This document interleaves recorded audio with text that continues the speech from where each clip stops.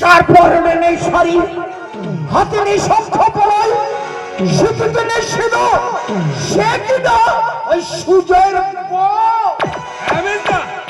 এ হলো বিউটি। আমার বিয়ে করাবো ভারতীয় ম্যারেজ নিয়ম অনুসারে। আমি বিউটিকে বিয়ে করেছি। তাই বলে 3 মাস আগে তুই বিয়ে করেছিস, আমাদের একটিবার জানাবার প্রয়োজন মনে করলি না রে ভাই? কিছু মনে করলো বর্দা, তোমার বিয়ের খবরটা কিন্তু আমি সঠিক সময় পাইনি, কয়েকদিন পরে পেয়েছিলাম। কই, তুমি তো আমাকে জানাবার প্রয়োজন মনে করো না? আর তখন তোর পরীক্ষা ছিল, পরীক্ষার ক্ষতি হবে ভেবেই আমরা তোকে ব্যাপারটা জানাইনি।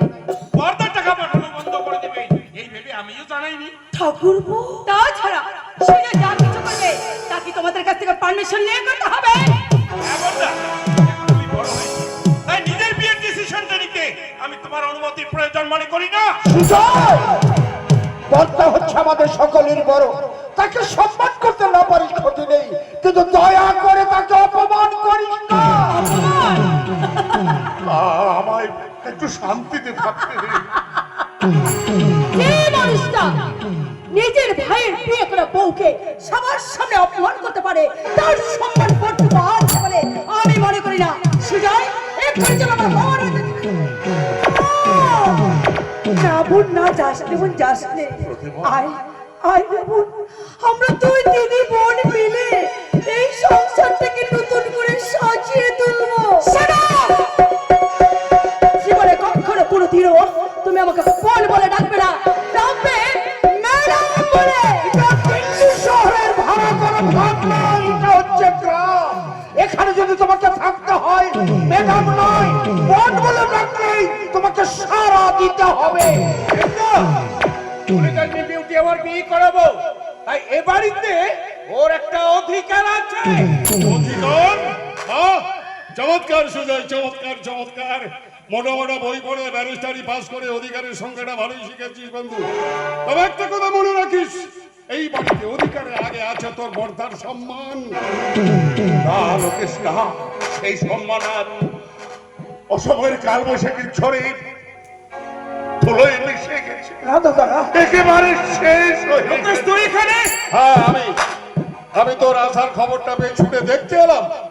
আমার প্রিয় বন্ধুটি ব্যারিস্টারি পড়ে কতখানি মানুষ হয়ে বাড়ি ফিরেছে, কিন্তু এসে দেখলাম আমার বন্ধুর দুটোর জায়গায় 4টে পা গজিয়েছে। যা ভাই যা, তুই ভিতরে যা, আর গন্ডগোল করিস না। গন্ডগোল? গন্ডগোল আমি করলাম না বর্দা। আজ তোমার জন্য একটা বাইরের লোক এসে আমাকে অপমান করার সাহস পায়। বাহ, চমৎকার সুজয়, চমৎকার চমৎকার। আজ আমি বাইরের লোক হয়ে গেলাম, অথচ আমি এক সময় ছিলাম তোর প্রিয় বন্ধু। এমনকি ব্যারিস্টারি পড়তে যাওয়ার সময় তুই আমার জন্য চোখের জল ফেলেছিলিস। সেসব দিনের কথা সুজয় ভুলে গেছে। তা তো দেখতে পাচ্ছি। নইলে পিতৃতুল্য দাদাকে না জানিয়ে বিয়ে করে কেউ বাড়ি ফিরতে পারে? জানো না আমি কার মেয়ে? এই অপমানের প্রতিশোধ যদি আমি নিতে না পারি, তবে আমার নামই নয় আমাকে তোরা একটু শান্তিতে থাকতে দে। শান্তি? শান্তি তুমি আর কোনোদিনও পাবে না বর্দা। আজ বাইরের লোককে সংসারে ঢুকিয়ে যে ভুল তুমি করেছো, এর ফল তোমাকে পেতেই হবে। Sujoy, I'm so tired. হ্যাঁ দাদা, বৌদি, আশা করি আমার ঘরটা পরিষ্কার করে রাখা আছে।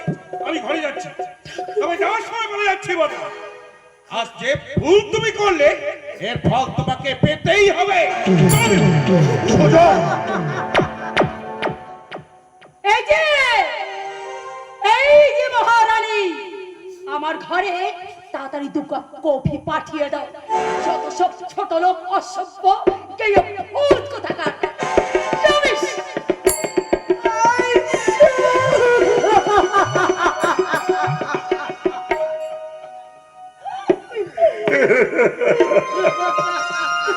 দেখলে দেখলে প্রতিমা, যে ভাইকে আমি আমার দেহের রক্ত দিয়ে ব্যারিস্টারি পাস করালাম, সেই ভাই কেমন আজ আমায় ব্যারিস্টারি শিক্ষা দিয়ে। দাদা, তুমি শান্ত হও দাদা, তুমি শান্ত হও, শান্ত হও।